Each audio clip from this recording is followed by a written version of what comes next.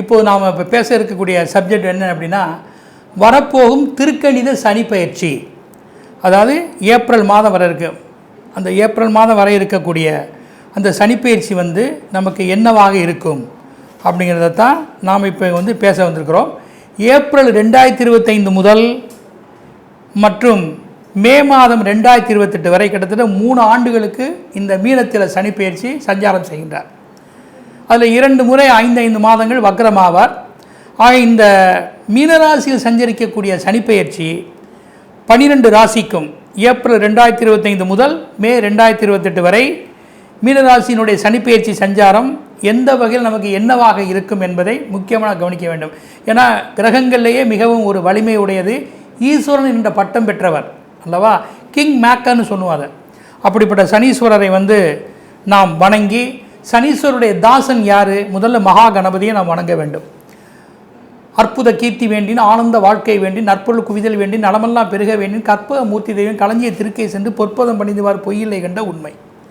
நவக்கோள்களுக்கு அடக்கமாகி அந்த அருணகிரிநாதர் எழுதிய பாடல் முருகப்பெருமானுக்கு, நாள் என் செய்யும் வினைதான் என்னை செய்யும், என்னை நாடி வந்த கோள் என் செய்யும், கொடுங்கூற்று என் செய்யும், குமரேசர் இரு தாளும் சிலம்பும் சதங்கையும் தண்டையும் சண்முகமும் தோளும் கடம்பும் எனக்கு முன்னே வந்து தோன்றினேன்.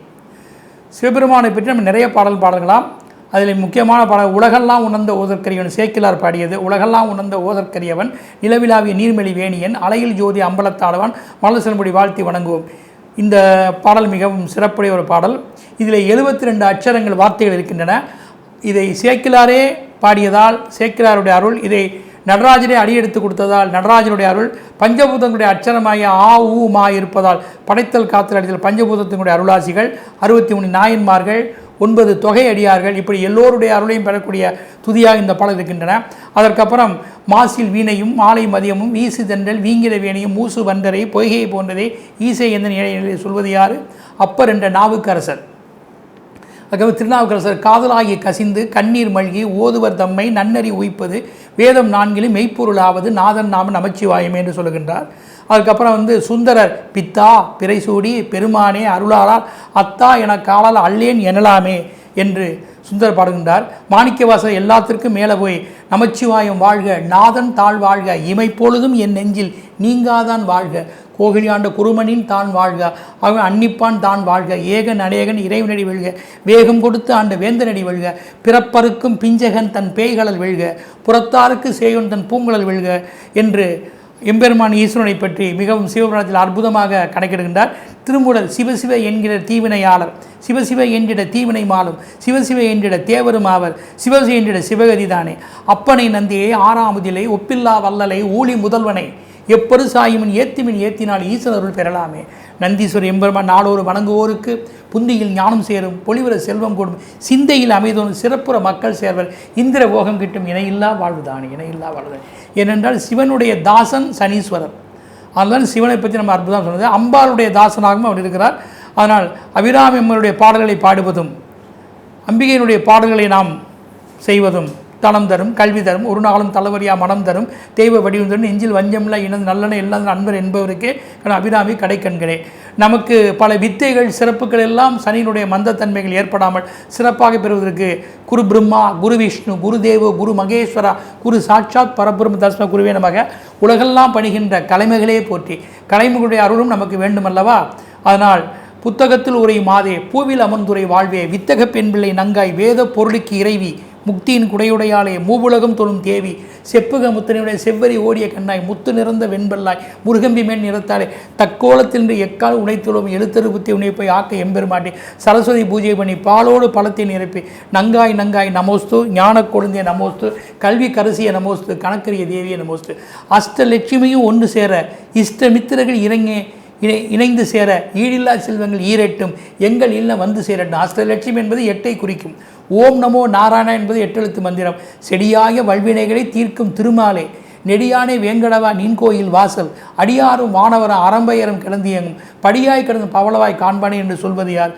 பாசுரங்களாகிய ஆழ்வார்களுடைய பாசுரங்களாகும். இப்படிப்பட்ட பாசுரங்களாலும் இறைவனுடைய அருளாலும் நவகிரகங்களாலும் திக்பாலர்களாலும் சனீஸ்வரன் நீலாதேவியே போற்றி ஈஸ்வரின் தாசனையே போற்றி சூரியன் மைந்தனே போற்றி காலபைரவருடைய அருளாசி பெற்றவனே போற்றி பைரவரின் நேசனையே போற்றி அப்படிப்பட்ட அம்பாளுடைய நேசனையே போற்றி அப்படிப்பட்ட சிவன் அருள் கொண்ட அந்த சனீஸ்வரன் நீலாதேவியை வணங்கி சிவன் அம்பாள் பெருமாளுடைய ஆசியாக இருந்து கொண்டு இந்த வரப்போகும் மீன சனிப்பெயர்ச்சி 12 ராசிக்கும் எத்தகைய பலன்களை அவர் தரப்போகிறார் ஆண் பெண் இருபாலருக்கும் என்பதை பலன்களோடும் பரிகாரங்களோடும் இப்போது நாம் பார்க்க இருக்கிறோம்.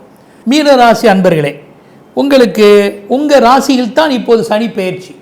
அதனால் உங்கள் ராசியை வச்சு தான் 12 ராசிக்கும் பேசிகிட்டு இருக்கிறோம். இப்போ மீனத்தில் சனீஸ்வரர் இருப்பதால் இது உங்களுக்கு கிட்டத்தட்ட ஒரு மங்கு சனி போன்ற ஒரு நிலை, சென்ம சனியாகும்.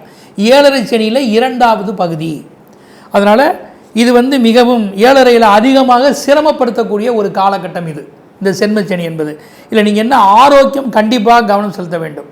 இனம் புரியாத கவலைகள், மருத்துவ ஆலோசனைகள் வேண்டும், உடல் கட்டுப்பாடுகள் தேவை.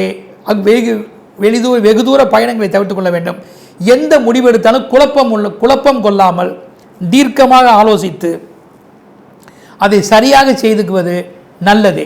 அது நீங்கள் கவனம் செலுத்த வேண்டும். அது மட்டுமல்ல, நீங்கள் மெடிக்கல் செக்கப் கண்டிப்பாக தேவை. அதனால் பாதிப்பை சீர்படுத்திக் கொள்ள முடியும். கடவுள் வழிபாடுகளை சரியாக ஜெபம், தொழுகை, ஆலய தரிசனம் அவசியம் தேவை. தர்மம் செய்து கொள்ள வேண்டும். சிவன் வழிபாடு மிகவும் ஒன்று. சித்தர்கள் ஜீவசமாதி தரிசனமும் நல்லதே. பண விஷயங்களில் எந்த வகையிலாவது தனக்காகவோ அல்லது கூட்டு இனங்களுக்காகவோ தொழில் முயற்சிக்காகவோ கடன்பட நேரும். எந்த ஒரு அமைப்பையும் தன் முயற்சி தனத்தையும் செலவழித்து தான் ஓரளவு பயன்பெற முடியும். உங்கள் கடன் முயற்சிகள் எந்த வகையிலும் பழுது போகாமல் அமையலாம். அதற்கு உங்கள் ஜாதகத்திலே உங்கள் ராசிக்கு யோக கிரகமாகிய சந்திரனோ செவ்வாயோ குருவோ இவருடைய தசாபுத்தி நடைமுறையில் இருக்க வேண்டும். அல்லது ஜனன ஜாதகத்தில் சனி பலம் பெற்றிருக்க வேண்டும். இப்படி இருந்தால் நாம் சொன்ன அந்த ஒரு நற்பலன் உங்களை வந்தடையலாம். சில சொத்துக்களை விற்கவோ அல்லது லீசிங் என்ற அமைப்பில் செய்து கொள்ளவோ அதற்கான வாய்ப்புகள் இருக்கின்றன. அசையா சொத்துக்களில் உங்களுடைய முதலீடை வீண் போகாமல் பார்த்து சரியாக ஆவணங்களை பரிசீலனை செய்து நீங்கள் வாங்க வேண்டும். இங்கே முக்கிய உடைமைகளை, விலையுந்த பொருட்களை கூட பாதுகாப்பாக செய்து கொள்ள வேண்டும். எந்த வகையில் பார்த்தாலும் பணம், சொத்துக்கள், வாகனம், கால்நடை இவற்றில் சேதம் ஏற்பட சந்தர்ப்பம் இருக்குது. கவனமும் இன்சூரன்ஸும் பாதுகாப்பும் தேவை. தங்களுக்கு கிடைக்கக்கூடிய வருவாய் கூட சரியாக செய்து கொள்ள வேண்டும். மறைமுக வருவாய்களுக்கு இடமில்லை. மற்றும் உங்களுக்கு தனம் ஓரளவு நல்ல விதமாக அமைய வேண்டும் என்றால் உங்களுடைய ஜாதகப்படி ரிஷபம், தனுசு இந்த ராசிகளில் பிரஸ்தார பலன் 4 சர்வாஸ்த வர்க்கம் 25 அமைந்திருப்பதும் இந்த ராசிகளே மகாலட்சுமி வீடாக அமைவதும் பண விஷயத்தில் பாதிப்பில்லாமல் நீங்கள் நினைத்த சில காரிய முயற்சிகளை இதில் நீங்கள் பயன்பெற முடியும். குடும்பம், குழப்பம் இது சம்பந்தமான அலைச்சல், நற்காரிய விஷயங்கள் தள்ளி போவதும், புத்திரர்கள் அறுவை சிகிச்சையில் பிறப்பதும், தம்பதிகளுக்குள் பிரிவு, பிரச்சனை, அற்ப சுகங்களாக இருப்பதும் உண்டு. காதல் விஷயங்கள் கைகூடாது. கல்யாண காரியங்கள் தள்ளி போகும். தன் பெற்றோர்களுக்கு எந்த வகையிலாவது உங்களுக்கு கர்மம் செய்யக்கூடிய வாய்ப்புகள் வரலாம். ஆக தன் பூர்வீகத்தை விட்டு, குடும்பத்தை விட்டு தள்ளி ஜீவனம் செய்யக்கூடிய வாய்ப்புகளே குடும்பத் தலைவனுக்கு அதிகமாக இருக்கிறது. குலதெய்வ பூஜையும் உரிய பரிகாரங்களும் வழிபாடுகளும் தேவை. மாணவர்கள் படிப்புகளில் அதிக கவனம் செலுத்த வேண்டும். பிறருக்காக அல்லது சில பரிந்துரைக்காக படிப்பை தேர்வு செய்யாதீர்கள். உங்கள் ஜாதக அமைப்பை நீங்கள் விரும்பிய பாடங்கள் என்ன அமைப்பு என்பதை தீர்க்கமாக சிந்தித்துத்தான் உயர் படிப்புகளில் ஈடுபட வேண்டும். ஆரம்ப படிப்பில் இருப்பவர்களுக்கு ஓரளவு பயனுண்டு. உயர் படிப்பு போகிறவர்கள், குறிப்பாக டெக்னிக்கல் தொழில் போகிறவர்களுக்கு அவசரப்படாமல் ஆலோசித்து எதுவும் செய்து கொள்ள வேண்டும். நல்ல கைடுகளும் பள்ளிக்கூடங்களையும் பண விஷயத்தையும் சரியாக செய்து கொண்டு பிறரை நம்பி ஈடுபடக்கூடிய காரியங்களில் உங்கள் முயற்சிகள் சரியாக பலன் தராது. அதற்கு முக்கியத்துவம் கொடுத்து உங்களுடைய படிப்புகள் ஆர்வம் செலுத்த வேண்டும். தொழில்கள் பாவத்தில் சனீஸ்வரத்தினுடைய 10ஆம் பார்வையால் தன் பொறுப்பில் வைத்திருக்கிறார். இதனால் ஜனனத்தில் உங்களுக்கு குரு செவ்வாய் பலமாக இருந்தால் தொழிலில் பாதிப்பு வராது. அப்படி இல்லையேல் நடத்தக்கூடிய தொழிலை அதில் உள்ள குறைபாடுகளை அறிந்து கொண்டு அவற்றை சீர்படுத்தி ஓரளவு முதலீடுகளோடு நடத்தி வரவும். பெரியதொரு முயற்சிகள், ப்ராஜெக்டுகள் வேண்டாம். இணைந்து செய்யும் தொழில்களில் கூட தன் முதலீடுகளை குறைத்து தன் திறமைக்காக பங்குதாரர் கிடைத்தால் அதை கூட பயன்படுத்தி கொள்ளலாம். ஆக எந்த வகையில் பார்த்தாலும் சமயோஜிதம் தொழிலில் தேவை. கடல் கடந்த ஜீவனங்கள் எல்லாம் அவ்வளவாக அனுகூலமில்லை. தன்னுடைய தொழிலில் நல்லதொரு வழிமுறைகளையும் விளம்பரங்களையும் சரியாக செய்து கொள்ள வேண்டும். அப்போதுதான் ஓரளவு சாதிக்க முடியும். உத்தியோகத்தில் இருப்பவர்களுக்கு இடமாற்றம், பதவி மாற்றம் அதிகமாக வாய்ப்பு இருக்கிறது. அதிகாரி முதலாளிகள் எந்த ஒரு அமைப்பை கொடுத்தாலும் அவற்றை பொறுமையாக செய்து கொள்ள வேண்டும். சக தோழர்களோடு ஒத்துப்போவதும் கூட நல்லதே. விவசாயிகள் கரும்பு, வெண்மை நிற பொருட்கள், கால்நடைகளால் அதிக முதலீடு செலுத்த வேண்டாம். அவை பாதிக்காதபடி கூட பார்த்து கொள்ள வேண்டும். அரசு உதவிகளையும் அடைந்திடலாம். கலைஞர்களுக்கு சின்ன திரையோ பெரிய திரையோ எந்த சந்தர்ப்பங்கள் ஏற்பட்டாலும் அதை சரியாக பயன்படுத்திக்கவும். சங்கம், வெளிப்பிரச்சனை, சொந்த வெளியீடு இதிலெல்லாம் இறங்க வேண்டாம். முயற்சித்தவர்களின் ஆதரவை நாடிக்கொள்ளவும். அரசியல் இருப்பவர்களுக்கு சாதனை என்பதை விட இதில் நீங்கள் விழிப்போடு இருப்பது நல்லது. குறிப்பாக பிராமிகளை நம்ப வேண்டாம், பிரச்சனைகளை வளர்க்க வேண்டாம், சரீரத்தை பார்த்து கொள்ளவும். எண்கணிதத்தில் சனீஸ்வரர், உங்களுடைய பிறப்பு தேதி, விதி எண்கள், சனீஸ்வரர், உங்கள் பெயர் அமைப்பு, ஸ்தாபனம், ஒப்பந்தம், இலக்கம், முக்கிய ஆவணங்கள் 26, 56, 58, 68, 78 இந்த எண்கள் இணைந்து வரக்கூடியதும். அத்துடன் RWQAC இந்த எழுத்துக்களை முதலாக கொண்டு வரக்கூடியவர்களும் இந்த பயிற்சியில் ஓரளவு உங்களுக்கு சாதகமாக இருப்பார்கள். வாஸ்து அடிப்படை சனிப்பயிற்சி பலன்கள். கிழக்கு, தெற்கு, வடமேற்கு இந்த திசையினுள் இருக்கக்கூடிய வீடு, வியாபார ஸ்தலம், தொழில் நிலையம் இத்தகைய முயற்சிகள், பயணங்கள் அமைய இப்பயிற்சி அதிக சந்தர்ப்பம் அமையும். கவனக்குறிப்புகளும் கடவுள் வழிபாடுகளும். கவனக்குறிப்புகள்: நீர், பானக்கம், மோர் அல்லது வஸ்திரம் தானம் கொடுப்பது, முத்து, படிகம், வலம்புரி சங்கு, நவகண்டி மாலை இவற்றை வைத்து பூஜிப்பதும் நல்லதே. அத்துடன் ருத்ராட்சத்தில் இருமுகம், 11 முகம் அல்லது ஒரு முகம் வைத்து பூஜிப்பது, அணிவது யாவும் நல்லது.